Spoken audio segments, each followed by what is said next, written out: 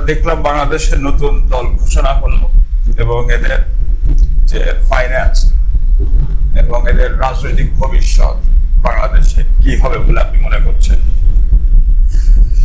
এদের রাজনৈতিক ভবিষ্যৎ হবে হচ্ছে আপনার ইউরোপ, তারপরে হচ্ছে বা ইউরোপের আশেপাশে কোনো দেশে, বা যারা তাদেরকে এই টাকা পয়সা দিয়ে এই পর্যায়ে এনেছে, জানি না সেখানে স্থান হবে কিনা, তবে বিভিন্ন দেশে এই ফ্যাফায় করে ঘুরবে আর মাথা চাপড়াবে আর বলবে যে আমাদের সর্বনাশ হয়ে গেছে।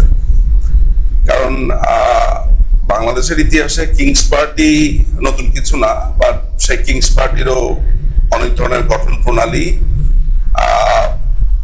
অনেক ধরনের পেছনকার নানান ধরনের চর্চা, সেটার সাথে আমার কাছে ব্যক্তিগতভাবে মনে হয় যে এরা তো একটা অসম্ভব রকমের গণহত্যা, অসম্ভব রকমের খুন খারাপি, এবং যদিও তারা এটাকে কেতাবি অর্থে বলছে যে মেটিকুলাসলি ডিজাইনড, এবং সেটা যে ঠিক কতটা ভয়ঙ্কর, ফলে এরা যে গণহত্যার মধ্যে দিয়ে, রক্তের মধ্য দিয়ে এরা যে মানুষকে খুন করে হত্যা করে একটি নির্বাচিত সরকারকে আক্রমণের মধ্য দিয়ে এখানে দখল করে রেখেছে, এইটার রিপারকেশন ভয়াবহ।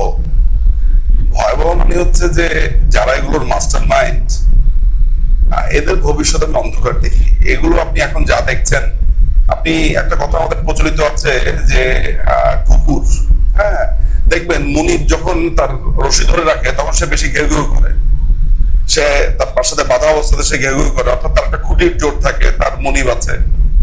কুকুর যখন রাস্তায় আরো কয়েকটা মানে মানুষ অস্ত্র এগুলোর সামনে দেখে বা আরো লোকবল দেখে, দেখবেন আস্তে করে সে নেতিয়ে পড়ে। সো আমি যদি এদেরকে বলি যে মুনিব খুঁটি ধরে রেখেছে, ফলে কুকুর ঘেউ ঘেউ করবে, এবং এদেরকে রাজনৈতিক জবাব দেওয়া হবে, এবং আমার ধারণা খুব শীঘ্রই দেওয়া হবে। এদের রাজনৈতিক দল ইনগ্রেশন বা এরা যখন শুরু করলো, এই যে এলসিডি বা এলইডি স্ক্রিন এবং এই যে আনুষ্ঠানিকতা এবং এর যে ব্যাপকতা, আমরা ওয়ান্ডার করি মাঝে মাঝে যে এই এই এই এই সবের ক্ষেত্রে যে অর্থনৈতিক সুবিধা বা অর্থনৈতিক ফান্ডিং গুলা কিভাবে থেকে আসে আসলে, বা কি এই ফান্ডিং গুলো? আমার ব্যক্তিগত অভিমত যেটা, সেখানে ব্যক্তিগত অভিমতটা নিশ্চয়ই অনেক তথ্য আমার কাছে আছে।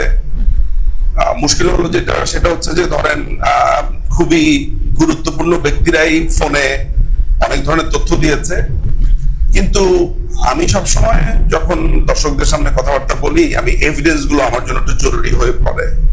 বাট যেহেতু ব্যক্তি পর্যায়ে আমাকে জানানো হয়েছে, সেটা সেনাবাহিনী বলেন, সেটা গোয়েন্দা সংস্থার বিভিন্ন পয়েন্ট থেকেই বলেন না কেন, সেসব সূত্র যদি আমি বিবেচনা করি, তাহলে এটা একটা ফান্ডিং, দেশীয় ফান্ডিং হয়েছে। সেটা জামাত ইসলামী, হিজবুত তাহরির একটা ফান্ডিং, জামাত ইসলামের ফান্ডিং, এবং এখানে টার্কিশ চাইনিজ একটা বড় ধরনের ফান্ড এটার মধ্যে আছে। আমেরিকার থেকে একটা বড় ধরনের আপনার অর্থ ইউনুসের মাধ্যমে, সেটা জর্জ সরোস, এগুলোর জর্জ সরোস তো সরাসরি না, এটা যেটা আছে অ্যালেক্স আর কি, এরা এই ফান্ডিং এর সাথে আছে। তবে এইখানে দেশীয় একটা অর্থায়ন আছে। অনেকে বলে 100 কোটি 200 কোটি, ওরা ভুল বলে। এই দলটার একটা বড় ধরনের বাজেট হচ্ছে, একবারই তো তাদেরকে টাকাটা দিচ্ছে না, ওদের মুনিবরাই টাকাটা আস্তে আস্তে ছাপছে, একবারই যে টাকাটা তারা পেয়ে গেছে তা না। এখানে প্রায় 1000 কোটি টাকার একটা বাজেট, সেটা হচ্ছে এই যে আজকের আপনি প্রোগ্রামটা দেখলেন, সেইটা সামনে যে তারা কমিটি দিবে, তারপরে মাঠ পর্যায়ে, ইউনিয়ন পর্যায়ে, এগুলোর পুরো দল বানানোর জন্য 1000 কোটি টাকার একটা বাজেট। এইটা কিন্তু আমাকে গোয়েন্দা সংস্থার লোকেরা হলফ করে বলেছেন, এবং তারা এই প্রক্রিয়ার মধ্যে আছেন। যেহেতু আমাকে আমার সোর্স গুলো খুবই আমার সাথে অ্যাটাচ, তারা এটা আমাকে দিয়েছেন। সামনে হয়তো বা কিছু ডকুমেন্টসও আমি পাবো। আমি কয়েকটা ডকুমেন্ট খুঁজছি, এগুলো পেলে মানুষের সামনে আনতে পারবো। এখানে আরো কয়েকটা টার্গেট আছে। মানুষ মনে করছে এই প্রোগ্রাম ওরা যেটা করবে সেটা হচ্ছে যে এই যে নতুন নিয়োগ দেওয়া সচিব যারা আছে, পুলিশ অফিসার, এদেরকে কেনার জন্য এদেরকে হাতে রাখার জন্য তারা বেশ ভালো একটা অর্থ, সেখানে প্রায় আপনার 1 বিলিয়ন মার্কিন ডলার এখানে একটা বাজেট শুধুমাত্র হচ্ছে এই প্রশাসনকে কিনবার জন্য। ওরা যেটা চাচ্ছে সেটা, ওদের একটা ধারণা হয়েছে যে আওয়ামী লীগ তো এলিমিনেট হয়েছে, ওরা মনে করছে আওয়ামী লীগ দাঁড়াতে পারবে না, এই ধরনের একটা ব্যাপার। বিএনপি কে তারা কোনোভাবে এখান থেকে এলিমিনেট করবার জন্য একটা বড় ধরনের চেষ্টা করছে। অবশ্য যারা আপনার খেলোয়াড় আছে, পেছনের প্লেয়ার, তাদের এক গ্রুপের কথা হচ্ছে যে আওয়ামী লীগকেও আনার জন্য, আওয়ামী লীগের আরেকটা টিম বানানোর জন্য, সেটা আওয়ামী লীগ দলটাকে ভেঙে ওই যে আপনার 75-এর পরে যেটা হয়েছে, মানে বিভিন্ন আওয়ামী লীগের বিভিন্ন 4-5টা সংগঠন হয়েছে, তো এই ধরনের একটা চিন্তা ভাবনা ওদের আছে। আওয়ামী লীগের অনেক নেতাকে ছাঁটাই করবার তাদের নানান ধরনের পরিকল্পনা আছে। সো খেলোয়াড় এখানে বিদেশি অনেক, যারা টাকা, অর্থ, তথ্য দিচ্ছে, আর দেশীয় যারা আছে এরা এরকম ভাবে তাদেরকে দিচ্ছে। সেটার পরিমাণ খুব বেশি না হলেও মোটামুটি সিগনিফিকেন্ট অ্যামাউন্টেরই। জামাত এখানে অতপ্রতভাবে জড়িত। আপনি জানেন যে জামাতের একটা টার্গেট হচ্ছে যে, এরা কিন্তু মাথায় রাখবেন যে স্থানীয় নির্বাচন দেওয়ার একটা চিন্তা ভাবনা করছে। ফলে স্থানীয় নির্বাচনটা খুবই গুরুত্বপূর্ণ, যেখানে লোকাল যারা নেতা আছে সেখানে ওই জায়গাগুলোকে হাত করবার জন্য মেয়র, মেম্বার, তারপর হচ্ছে কমিশনার, কাউন্সিলর, এগুলোকে তারা হাতে রাখার চেষ্টা করছে। ফলে তারা একটা স্থানীয় ইলেকশন দিয়ে এটাকে শক্তপোক্ত করবার চেষ্টা করা হচ্ছে। সেই পরিকল্পনাটা যেটা সাজানো আছে ওগুলো আমাদের হাতে আছে। এখন বাংলাদেশ আওয়ামী লীগ কিভাবে রিয়াক্ট করে সেটা নিশ্চয়ই বাংলাদেশ আওয়ামী লীগের নেতৃবৃন্দ, অভিজ্ঞ নেতৃবৃন্দ তারা বুঝবেন। ওইটা নিয়ে নিশ্চয়ই আমাদের কাজ হচ্ছে। আর বিদেশি প্লেয়াররা যারা আছে আমরা তো জানি, আমাদের কাছে ওই অন্তত বিদেশিদের ব্যাপারে আমাদের কাছে পরিষ্কার ধারণা আছে কারা দিচ্ছে। তবে ট্রাম্প প্রশাসন ওইটার ব্যাপারে ওয়াকিবহাল, দেখা যাক কি হয়। সো অর্থ এখানে 100-200 কোটি টাকা, বা ওদের আপনি সাজসজ্জা, এলইডি লাইট, সেগুলো আমার কাছে খুবই ছোট। ওদের বাজেট অনেক বড়, দল পুরোকে একদম ছড়ানোর জন্য। এখানে একটা মাথায় রাখবেন যে সরোজ যেটা চায় সেটা হচ্ছে, মানে আমাদের কাছে পরিষ্কার ইন্টেল আছে যে ওরা চায় যে একটা ইসলামী পার্টিকে বাংলাদেশে রেখে অল দ্য টাইম একটা ব্যতিব্যস্ত করে রাখা। ওরা একটু কনফিউজ আছে যে এটা জামাতকেই ওরা একেবারে রাখবে নাকি জামাত, হেফাজত, চরমোনাইকে মিলে একটা ব্যবস্থা।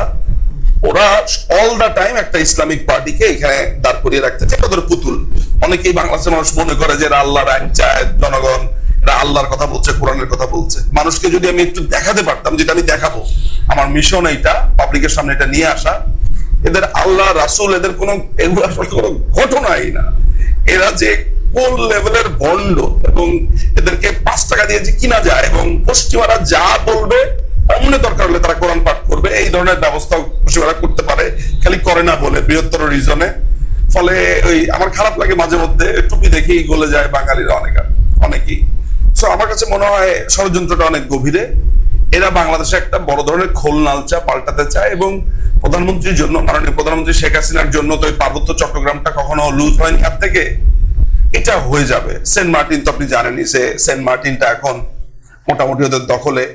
মানে হয় কি, যখন সেন্ট মার্টিনটা চলে যাবে হাত থেকে, পার্বত্য চট্টগ্রামটা একটা খ্রিস্টান এরিয়া হয়ে যাবে, রাষ্ট্র হয়ে যাবে ইস্ট তিমুরের মতো, তখন ওটা মাথা চাপড়াবে আর বলবে, হ্যাঁ শেখ হাসিনা তো এই কথাটা বলেছিল, আমরা বিশ্বাস করিনি, আমরা কি করলাম, সর্বনাশ করে ফেললাম।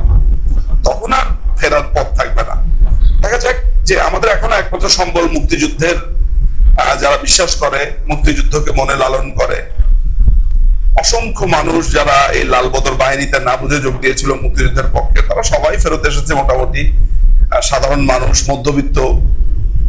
মধ্যবিত্তর ইনভলভমেন্টটা একটা বড় সেটব্যাক ছিল বাংলাদেশ আওয়ামী লীগের জন্য।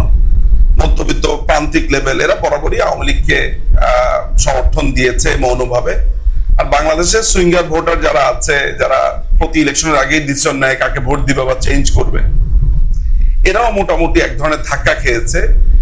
ব্যাপারটা এমন না যে তারা হয়তো বা খুবই আওয়ামী লীগের ফ্যান হয়ে গেছে, ব্যাপারটা ওরকম আমি বলবো না। তারা যেটা ভাবছে যে বাংলাদেশ আওয়ামী লীগ তো দেশের জন্য করেছে, এই অনুধাবনটা এসছে। এই যে রাস্তাঘাটে গলা কাটছে, ছিনতাই করছে, মানুষকে খুন করছে, এই ব্যাপারটা তাদেরকে আসলে ভয়ঙ্কর ভীতির জন্ম দিয়েছে, এবং মৌলবাদকে তারা আসলে অনেকটা দেখতে পাচ্ছে যে হোয়াট ইজ কামিং। এই আর কি।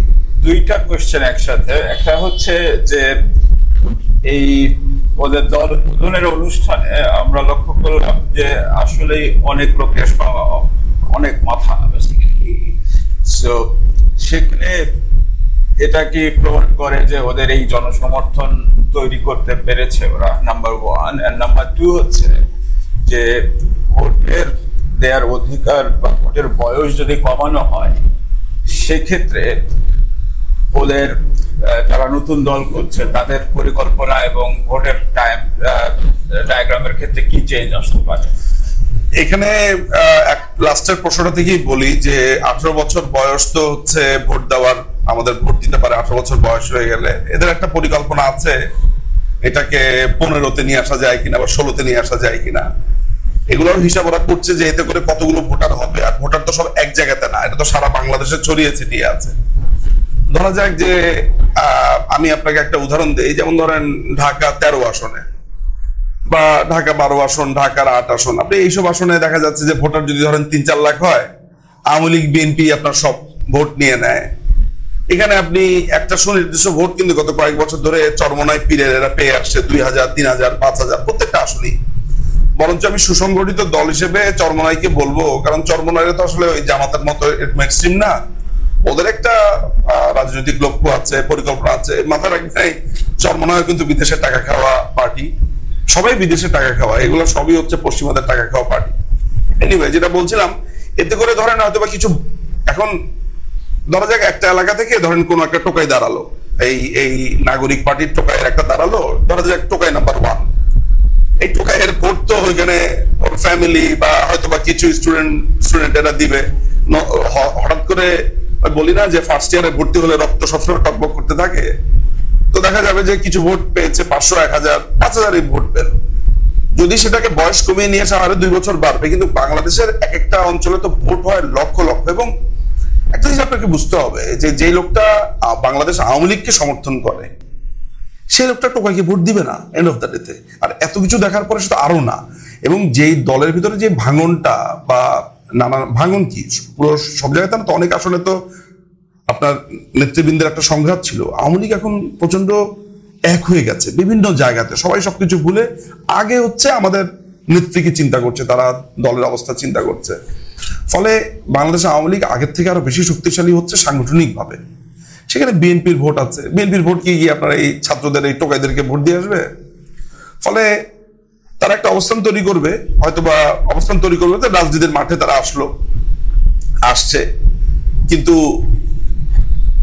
এই একটা টার্মে যদি বিএনপি গভর্নমেন্ট ক্ষমতাতে আসে বা আওয়ামী লীগ গভর্নমেন্ট ক্ষমতাতে আসে, আপনার মনে হয় যে এদের চিহ্ন মাত্র থাকবে, এদের চিহ্ন থাকবে না। বিশেষ করে যেসব টোকাইগুলোর কারণে সাধারণ ছাত্রছাত্রীরা বিপথে গেছে, সেসব টোকাইদেরকে আমরা বাংলাদেশ আওয়ামী লীগ আইনের বাইরে কখনো রাখবো বলে মনে হয়?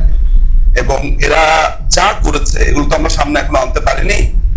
তাদের গণহত্যা, খুন খারাপি, অর্থ অবৈধ কর্মকাণ্ড, লুটপাট, ভাঙচুর। সুতরাং আমি আপনাকে এতটুকু কথা দিতে পারি যে আমরা যারা তরুণ প্রজন্ম আছি, বাংলাদেশ আওয়ামী লীগের পক্ষে কথা বলছি, সমর্থন করি, আমরা এই প্রজন্ম এই টোকাইদেরকে ছেড়ে দিব। আমাদের ফোরফাদার্সরা অর্থাৎ আমাদের বড় নেতৃবৃন্দরা, উনারা যদি কখনো ক্ষমাও করেন, আমি ক্ষমা করব।